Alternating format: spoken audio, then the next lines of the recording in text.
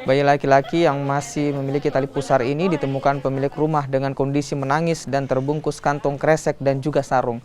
Penemuan bayi ini lalu disampaikan ke warga setempat sebelum dibawa ke rumah sakit untuk menjalani perawatan kesehatan.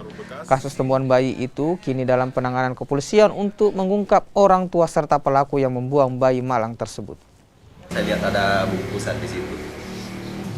Itu bungkusan kantong plastik hitam, terus ada karung. Saya turun dari mobil itu ada suara anak bayi, tapi tidak jelas juga, kayak suara kucing begitu.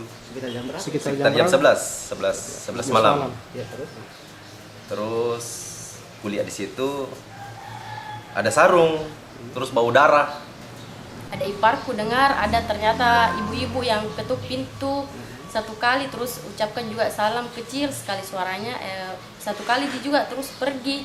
Dia dengar dia juga itu suara anak bayi, tapi itu suara anak bayi kayak suara kucing, jadi dia kira juga itu kucing. Jadi saya sama iparku ndak berani kak juga keluar karena kebetulan saya ndak dengar memang, cuman saya dengar memang suara ribut-ribut, tapi ndak ada kepikiran kok ada orang di depan rumah.